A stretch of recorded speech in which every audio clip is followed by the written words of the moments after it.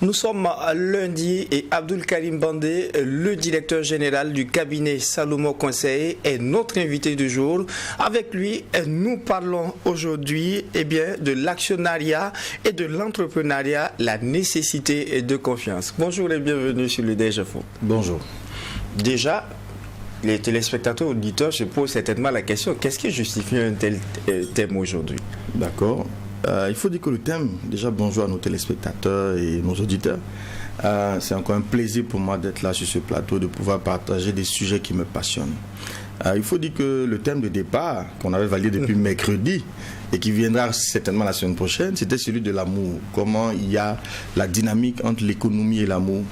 Mais hier, pendant que je suivais le JDS, je vois qu'on a lancé l'usine de tomates concrètement. J'ai dit, tiens, voici un levier, voici un sujet qui mérite d'être abordé, parce que j'ai vu dans ce lancement un principe, une clé pour attirer l'attention des Burkinabés, de ceux qui nous écoutent, sur l'importance de développer de la confiance. Vous voyez, dans le thème précédent, on a parlé de comment avoir confiance en. Alors ici, il s'agit de voir comment produire chez les autres de la confiance en nous. Parce que si les gens autour de vous ne vous font pas confiance, vous n'irez nulle part. Le manque de confiance coûte cher. Ça a un coût incroyable. On perd du temps, on dépense beaucoup d'argent lorsqu'il y a crise de confiance. Mais lorsqu'on fait confiance, on s'engage facilement, on pose peu de questions, on gagne du temps et de l'argent. Et pour moi, l'entrepreneuriat populaire au Burkina est sur de très bonnes rails, parce qu'un des leviers importants de la création de confiance, c'est les preuves, c'est les résultats. Donc l'ouverture de l'usine en elle-même est une école qui devrait nous enseigner qu'il est possible d'être crédible, de faire des promesses, de les tenir et de les accomplir. D'où donc la thématique entrepreneuriat et actionnariat, la nécessité de confiance. Absolument. Déjà, comment on pourrait définir la confiance? Il faut même dire en plus que les affaires même reposent sur la confiance. Vous savez qu'aux États-Unis, pendant longtemps, la monnaie était assise sur le stock d'or disponible dans les banques centrales. Mais les États-Unis ont rompu cette règle. Le dollar n'est arrimé qu'à la confiance qu'on lui porte. Vous imaginez, toute une économie, la première économie mondiale, n'a pas sa monnaie qui repose sur de l'or, sur un stock d'or, mais sur la confiance qu'on porte à cette monnaie. Pour dire combien la confiance est importante. Alors, c'est quoi la confiance, comme vous avez dit? Je vais aller avec l'illustration de 3 personnes. D'accord. Le premier, c'est Jack Welch. Jack Welch, qui a été le PDG de General Electric, l'une des plus grandes multinationales au monde, et qui a dit que vous pouvez l'interpréter, la comprendre quand vous la ressentez. Parce que la confiance, c'est d'avoir un sentiment de bien-être. Quand on rencontre quelqu'un en qui on a confiance, on est dans le repos, on est apaisé. Mais quand on n'a pas confiance dans la personne, dans l'inquiétude, le doute, du questionnement, donc c'est un sentiment de bien-être. Vous avez quelqu'un comme Mahatma Gandhi qui dit, lorsque les motivations d'une personne sont suspectées, tous ces actes sont considérés comme douteux. Ça veut dire, dès l'instant que les gens supposent que même vos intentions ne sont pas bonnes, ils n'ont plus confiance en vous. Donc ça va même dans vos intentions. Et Joël Paterno, un entraîneur de football, a dit un jour que si dans une équipe, dans une famille, dans une nation, dans une ville, dans n'importe quelle entité économique, si vous ne pouvez pas vous faire confiance dans une entreprise, dans une affaire, si vous ne pouvez pas vous faire confiance, les problèmes ne sont pas loin. Donc la confiance, ça va être ce sentiment de sécurité qui va, vous voyez, être un peu comme la lymphe. Vous savez que le corps humain, les cellules du corps humain sont tous plongées dans la lymphe. Tous les vides dans notre corps sont occupés par la lymphe interstitielle. Donc pour moi, la confiance, c'est ce ferment-là qui tient toutes les organisations. Dès qu'il fait défaut, tout le système est déconstruit, il va tomber. Donc c'est ce sentiment de bien-être. D'accord, on connaît un peu les difficultés qui peuvent entourer les idées d'entrepreneuriat. On sait que ça n'a pas été chose facile au niveau de l'actionnariat populaire, mais il a fallu l'élan donné déjà par les premières autorités pour qu'on y arrive. Mais la question que je veux poser, comment on arrive à créer ce déclic, comment on arrive à instaurer ce sentiment de confiance en une personne afin qu'il puisse se projeter sur l'entrepreneuriat par exemple? Absolument, peu importe, je dis bien, c'est vrai qu'on met l'accent ici sur l'entrepreneuriat, mais c'est vrai dans une famille. C'est vrai dans n'importe quel type de relation humaine. Alors il y a 4 leviers qui permettent de construire la confiance. 4 piliers. Le premier pilier, c'est l'intégrité. Vous devez être intègre. Le deuxième pilier, c'est l'intention. Et ces 2 piliers sont au niveau de ce que j'appelle la compétence émotionnelle, de votre caractère. Et Zig Ziglar a dit à ce propos que l'attitude plus que l'aptitude détermine votre altitude. Donc c'est une question d'attitude. Et dans le livre Banaliser le succès, je le décris et son contenu est essentiellement orienté pour développer cette intelligence émotionnelle-là. Vous avez dans le deuxième niveau donc ce qu'on va appeler les capacités et les résultats.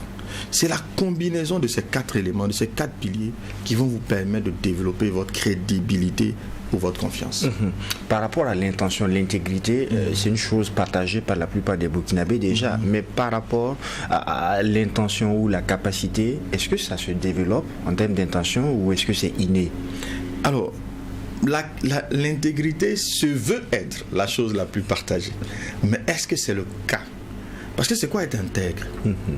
Être intègre va reposer en lui-même encore sur 3 autres piliers. Sur la cohérence, sur l'humilité et sur le courage. La cohérence se traduit très bien par l'histoire de Mahatma Gandhi. Une fois, la question a été posée à son secrétaire. Et je vous assure que vous allez retrouver du Sankara dedans. On demande au secrétaire de Mahatma Gandhi comment il fait pour parler aux foules pendant des heures et des heures sans documents et comment il fait pour être aussi convaincant. Et le secrétaire de répondre qu'en fait, Mahatma Gandhi, ce qu'il pense, ce qu'il ressent, ce qu'il dit et ce qu'il fait, c'est la même chose. Il n'y a aucune nuance entre sa pensée, son ressenti, sa parole et son action. Mais la plupart des gens pensent une chose, ressentent une autre, disent autre chose et font autre chose. Ils sont en dichotomie totale. Donc la cohérence, c'est cet alignement entre ce que vous êtes intérieurement et ce que vous êtes extérieurement. Quand les personnes qui sont autour de vous doutent de cette cohérence, ils commencent à se poser des questions sur vos vraies intentions. Parce que ce que vous pensez va s'exprimer. À moyen terme, à court terme, on peut tromper les gens. Mais à moyen terme et à long terme, ça finira toujours par nous rattraper. Donc l'intégrité, ça va être ça. L'humilité, pourquoi? Parce que la personne intègre doit être capable de reconnaître ses erreurs, ses fautes, de reconnaître la contribution des autres. La personne intègre doit être courageuse. Parce que prendre une position et l'assumer sans la remettre en cause, il y a des conséquences. On peut perdre de l'argent, on peut perdre des intérêts, on peut peut-être même perdre sa vie. À l'image de Thomas Sankara, qui est resté intègre jusqu'au bout par rapport à ses convictions. Vous pouvez les partager ou pas, mais vous êtes obligé de reconnaître au moins qu'il était cohérent entre la vision qu'il avait du monde et sa vie au quotidien. Il n'y avait aucune espèce d'incohérence. Et c'est ça, être intègre. Être cohérent, ça ne veut pas dire avoir raison. On peut être très intègre et dans l'erreur. Mais le fait est qu'on est cohérent dans notre action, entre ce que nous pensons, ce que nous ressentons, ce que nous disons et ce que nous faisons. D'accord? Donc voilà l'intégrité. Alors, la question de l'intention. En fait, l'intention, tout ce que nous faisons commence par un objectif. Tout ce que nous faisons, on a toujours un but qu'on poursuit. Le problème de ce but-là, lorsqu'il est tourné vers nous, vers nos intérêts personnels, égoïstes, au détriment des autres, ça ne marche pas. La seule façon de mobiliser les autres dans la durée, de faire en sorte qu'ils nous font confiance, c'est de prendre en compte leur intérêt dans ce que nous poursuivons nous. C'est de créer une sorte d'ambition gagnant-gagnant. Mais là, le projet, il est d'abord personnel. Même quand il est collectif. D'ailleurs, ça s'impose encore plus lorsqu'il s'agit de questions collectives, puisque ça n'appartient pas au DG, ça n'appartient pas au chef de l'État, ça appartient au peuple burkinabé et à toutes les nations.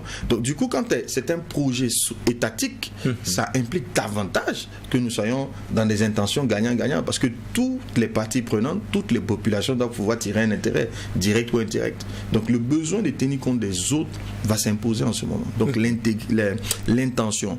Et il faut vraiment questionner son intention. Si vous voulez être crédible aux yeux des gens, assurez-vous que ce que vous faites, c'est vrai, c'est bon pour vous parce que vous êtes humain, vous avez besoin de dividendes, vous avez besoin d'impact, vous avez besoin de retombées économiques et sociales, mais tenez compte du public qui vous fait face, qui lui aussi a des intérêts et il faut prendre en compte ses intérêts. Est-ce que la troisième donne ne pourrait pas être un frein, la capacité, quand on a l'intégrité, on a l'intention, comment on arrive à avoir la capacité? Alors, il faut dire que ce sont 4 piliers indépendants mais cohérents en même temps. Je dis que d'abord, il y a la question émotionnelle. C'est ce qu'on vient de voir, donc l'attitude. Maintenant, après, il y a l'action. Dans l'action, il faut avoir de la compétence. Et là, j'ai envie de dire, en tout cas aux autorités qui ont bien mené ce projet, déjà qui donnent un bon signal, un très bon jalon, qui certainement va mobiliser encore et encore des Burkinabés à s'engager, a dit que là, maintenant, commence un nouveau défi. Le défi de la capacité. Vous savez, dans ce que nous faisons à IST, on encourage les jeunes à développer des idées. Ils créent des concepts, on a produit de la tomate et bien d'autres choses. Une chose est de produire le bien techniquement. C'est fait, l'usine est là, on produit de la tomate. Mais une autre est de promouvoir ce bien. Il faut le vendre. Deux problèmes vont se poser. Être capable de vendre, et ça demande des compétences particulières, et il faut mettre les personnes qu'il faut à la place qu'il faut, parce que vendre c'est un métier à part entière. Le produit vient sur un marché sur lequel il y a de la concurrence. Cette concurrence-là, elle n'est pas anti-patriotique si elle décide d'exister. J'ai ma marque de tomates qui existe. L'État produit une marque de tomates. Je ne vais pas me suicider pour autant, je dois me battre pour exister. Donc il y aura de la compétitivité. Il faut qu'il y ait des acteurs qui sont capables d'être compétitifs. Ensuite, le troisième levier, le centre de l'entreprise, c'est les comment ça s'appelle encore? Les finances. Les finances. S'il n'y a pas une personne capable de gérer les finances, ça sera compliqué. En distribution, un des plus gros problèmes, c'est les vols et les non-paiements. Parce que vous faites du volume, mais avec de petites marges.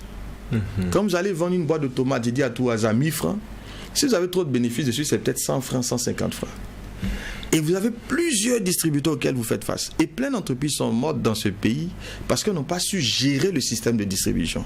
Il faut être capable de recruter des grossistes, des demi-grossistes, des détaillants, de mettre des systèmes d'animation. Donc c'est technique. Et ça fait appel aussi à beaucoup de contrôle. Et si on ne met pas les hommes qu'il faut là où il faut, on va avoir du volume. Mais les recouvrements vont poser problème. Les pertes seront énormes. Il y a vraiment un boulot. Et c'est là où la compétence, la capacité va être impliquée. Et ça va demander de trouver des gens qui ont du talent pour faire ce métier-là, qui ont du savoir pour faire ce métier-là, et qui ont les attitudes adaptées pour faire ce métier-là. Donc il faut avoir des capacités. On a donné des exemples, on a parlé de Mahatma Gandhi, on a parlé de l'intégrité que nous avons eue avec Thomas Sankara. Quand on regarde, et pour ceux qui nous suivent et qui nous écoutent, qui ont envie de prendre un peu en termes d'exemplarité, comment est-ce qu'on arrive à dompter l'intégrité qui est en soi? Mais il faut travailler, c'est la beauté et c'est mon cri de cœur. C'est pour ça que j'ai écrit un livre. En fait, la clé est dans le développement personnel. Le mot pose problème à certains, mais il faut comprendre dans ça simplement le développement de valeur. Oui, c'est le processus d'éducation. Il appartenait d'abord à nos parents, à nos écoles, à nos États, de nous éduquer avec des règles. Nos parents étaient dans la proximité, l'État avec des règles qui devaient encadrer notre comportement dans la société. À partir de votre maturité, ces derniers n'ont plus d'influence véritable sur vous. Vous devez prendre en charge votre propre éducation. Il y a un travail à faire personnel pour acquérir des valeurs qu'on n'a pas eues dans le passé.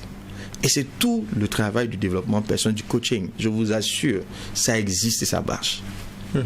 Je me réinvente. Et je connais des gens autour de moi qui se réinventent chaque jour, qui s'enracinent dans des valeurs fortes. Oui, il y a un processus pour le faire. Et je vous dis que j'ai tout mis dans le livre.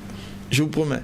Après, les gens n'ont pas la capacité par eux-mêmes de le faire. Il faut qu'ils soient accompagnés par moment pour certains. D'autres peuvent le faire par eux-mêmes avec les exercices qui sont déjà décrits.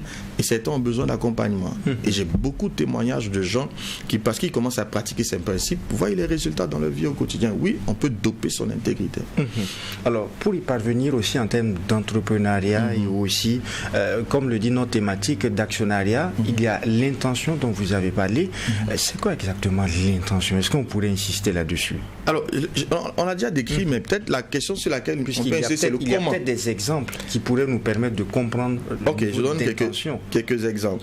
Prenons les directeurs d'entreprise. Beaucoup de dirigeants sont accusés. Parfois, justement, malheureusement, beaucoup, et très souvent à tort quand même, de ne penser qu'à gagner de l'argent. Vous voyez? Parce qu'on va le mettre, et je suis d'accord dans certains cas. On risque de repartir à l'autre émission, mais quand on crée son entreprise, c'est aussi pour avoir. Non, absolument. Mais attendez, vous allez voir. Le gars, il commence l'entreprise, il a une moto, il a un employé qui a un vélo. Et Dieu merci, l'entreprise se développe avec ce seul employé, ils sont ensemble. À un moment donné, il a une voiture, mais l'employé a toujours un vélo. Il a 2 voitures, l'employé a toujours un vélo. Sa femme a une voiture, ses enfants ont des voitures, il a une grosse maison, mais son employé est toujours à vélo, il vit dans les mêmes conditions. Cet employé, ce patron-là, il n'a pas de bonnes intentions. Il est focalisé que sur son propre intérêt. Il n'y a pas de raison que le développement de l'entreprise ne profite pas aux autres. Il faut que le bien-être de tes collaborateurs fasse partie de tes objectifs. Si tu n'es focalisé que sur tes intérêts uniquement, ouais, l'intention, on le voit après. Mais le fait est que dans le discours, parce que manager, diriger, entreprendre, c'est des promesses qu'on fait. On commence un projet, c'est une promesse. Ouais, on avait promis que si vous contribuez, on va ouvrir une usine. Une partie de la promesse est tenue. L'usine est ouverte. Donc c'est une promesse. Mais il faut que cette promesse que vous fassiez là, il y a le discours que vous tenez, et à ce que vous pensez réellement. Il faut veiller à ce que tu penses réellement soit de type gagnant-gagnant, que tu ne sois pas le seul gagnant de l'affaire. En ce moment, comment on arrive à affiner son intention? C'est très simple. La méthode Toyota vous dit de vous poser des questions. Il y a 5 questions. Quelle est cette méthode Toyota? Je dis, par exemple, je veux créer une entreprise. Je vais me demander pourquoi je vais la créer. Ok, je vais la créer pour gagner de l'argent. Pourquoi je vais gagner de l'argent? Donc, jusqu'à ce que j'arrive au dernier pourquoi. Et à chaque pourquoi, quand je pose la question, je dois m'assurer, est-ce que dans mes réponses, je prends l'intérêt des autres? Je vous assure que si vous ne prenez pas l'intérêt... Les autres, c'est qui? Ce sont vos collaborateurs. Les autres, c'est qui? Ce sont vos clients. Les autres, c'est qui? Ce sont vos fournisseurs. Parce qu'eux aussi ont besoin d'exister. J'étais à une soutenance ce week-end-là. Et puis, un de mes enseignants, qui avait l'occasion de me rencontrer, me dit, ah, lui, il me cherchait depuis et tout. Et puis, dans l'échange, il me dit, mais monsieur Banet, vous devez augmenter nos honoraires. C'est légitime qu'il veuille être payé plus. Mais je prends le temps de lui expliquer pourquoi je ne peux pas le payer plus maintenant. Et il est convaincu. Mais je lui dis qu'au moment où je sais que je ne peux pas te payer plus, pour le moment, je travaille à mettre d'autres mécanismes pour ton bien-être. On est en train d'installer une salle des profs. Parce qu'il faut bien que le cadre de travail s'améliore. On réfléchit à comment les accompagner autrement. On met des petits mécanismes. Parce qu'il n'y a pas que nous. Si notre développement n'impacte pas le développement des parties prenantes, il y aura un problème. Il faut payer aussi les impôts. Pour une entreprise, ça fait partie de nos responsabilités. Il faut contribuer, il faut avoir un impact social. Ça fait partie. Il faut penser au tout. Et au Burkina, malheureusement, je profite de lancer cet appel à nos entreprises. Nous sommes très peu engagés dans le social. Très peu engagés. Généralement, ce sont les multinationales qui ont tendance à avoir des actions vraiment sociales qui ne sont pas de type à gagner directement de l'argent. Nos entreprises locales n'ont pas ce réflexe et ça, c'est un appel. Plus on ira dans cette logique aussi de RSE, mieux on sera perçu. C'est vrai que les temps sont difficiles, mais on peut trouver des leviers, des petits leviers pour apporter nos contributions. On a décrypté l'intention. Au niveau des capacités, comment on arrive à les renforcer également? Là, il faut apprendre. Il faut apprendre, il faut se former. Je vous dis, je viens de boucler en décembre là, mon certificat d'administrateur indépendant de société. Je vais démarrer, Dieu voulant, un MBA. Si je vous lis tout ce que je fais, moi-même je suis étonné par moment de me rendre compte que j'apprends tout le temps. Mais si tu arrêtes d'apprendre, t'es mort. Chaque niveau dans lequel tu dois rentrer fait appel à des compétences nouvelles. Il faut apprendre. Il faut apprendre à manager. Mon défi aujourd'hui, c'est d'apprendre à gouverner. C'est différent de manager. J'ai managé pendant des années. Je me rends compte que si je continue à manager, je vais devenir inefficace. Mon activité est telle que le management n'est plus suffisant. Je dois rentrer dans une logique de gouvernance. Aujourd'hui, j'apprends à gouverner. Après, j'aurai besoin d'apprendre autre chose. Donc, on ne peut pas s'arrêter d'apprendre. Quand on a une incompétence, il faut la reconnaître. Il faut se diagnostiquer objectivement. Je ne sais pas faire ça. C'est pas parce que vous ne savez pas le faire aujourd'hui que vous ne serez pas capable de le faire demain. Pour le faire demain, il faut reconnaître que vous ne savez pas et il faut apprendre. Il faut développer ses capacités. Intégrité, intention, capacité, on en vient à un résultat. C'est ça. C'est quoi ce résultat? Sans les résultats, c'est la promesse. Je vous dis que toute l'activité économique commence par des promesses. Quand vous signez un contrat de travail, c'est une promesse qu'on vous fait de vous verser un salaire chaque mois, de mettre à votre disposition un ensemble de moyens pour que vous soyez productif. Vous aussi, vous faites une promesse de résultat. C'est une promesse. L'activité se met dans le futur. C'est pas dans le présent. Maintenant, on vous attend. Le résultat, c'est l'élément qui va nous permettre de dire vous avez respecté votre part du contrat. Déjà parlant de l'actionnariat populaire, le résultat, est-ce qu'on pourrait dire que l'inauguration de l'usine... Non, c'est un résultat concret. D'accord. Mais vraiment, il faut être de mauvaise foi pour ne pas l'admettre. C'est un résultat concret. L'usine existe, elle est créée. C'est un jalon. C'est pas fini. Et le premier résultat, c'est qu'on ne peut pas s'auto-satisfaire. Les résultats d'hier ne sont plus valables aujourd'hui. Il faut être constamment dans un processus de se réinventer. Et c'est tout le sens de l'entreprise, c'est la productivité. C'est quoi? Dans Banaliser le succès, j'explique la nuance entre l'efficacité, l'efficience et la performance. Et l'efficacité, c'est le résultat. Okay? L'efficience, c'est le résultat avec le maximum de profit possible, le moins de ressources engagées. Mais la performance, c'est ce que l'entreprise recherche en réalité. C'est une efficience permanente. Il faut que de période en période, on s'améliore. C'est dans ça qu'on nous fait confiance. Si vous avez été très bon hier et puis vous devenez moyen ou faible, mais on s'en fout. Hier, c'est passé. Ça, c'est pour les historiens en griffe. Ce qui nous intéresse, c'est le présent et encore plus le futur. Et donc, il faut nous montrer des résultats pour que la confiance grandisse. Une grosse étape dans le cadre de l'actionnariat populaire a été atteinte. Maintenant, il faut vendre, il faut dégager du cash flow, il faut reverser aux actionnaires des dividendes et qui va encore les encourager à continuer à investir. Abdul Karim Bandé, je me permets de poser une question. J'espère que vous ne m'en voudrez pas après, puisqu'on parle de l'actionnariat populaire. Est-ce que vous-même, vous avez souscrit?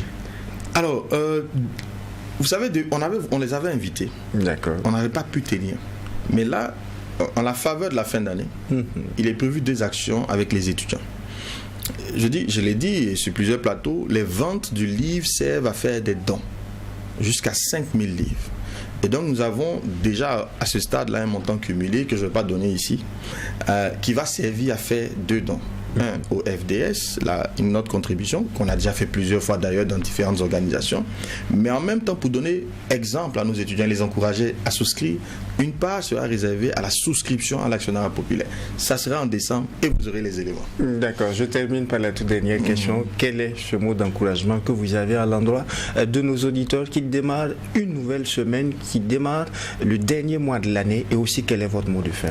Alors il faut vraiment investir en vous-même. Il faut investir en vous-même et il faut développer votre crédibilité. Manquer de confiance coûte trop cher, c'est trop périlleux. Il y a des gens qui m'écoutent, qui savent. Quand des gens voient leur numéro aujourd'hui, ils ne décrochent plus parce qu'ils ne sont pas crédibles. Mais il y a des personnes qui n'ont même pas besoin d'ouvrir la bouche, vous êtes prêts à les aider parce que vous leur faites confiance. Il faut investir dans sa confiance. Voilà ce que je vais aller dire aux autorités qui ont démarré l'usine de tomates. Vraiment bravo. Et je dis, investissez dans les hommes qu'il faut pour continuer à produire des résultats.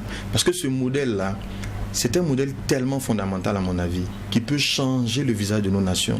Mais ils ont un défi entre les mains. Faire des preuves pour que le modèle se généralise. Et on leur fait confiance. Et que Dieu bénisse le Burkina. Soyez heureux.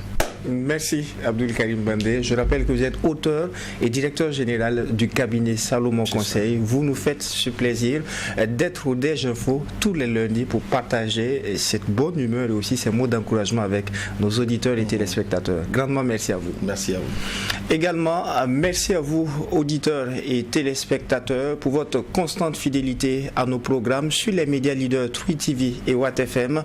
En attendant de vous retrouver, Dieu voulant, pour un autre numéro demain, eh bien, non seulement portez-vous bien, mais aussi prudence en circulation en cette fin d'année et surtout que Dieu bénisse le Burkina Faso.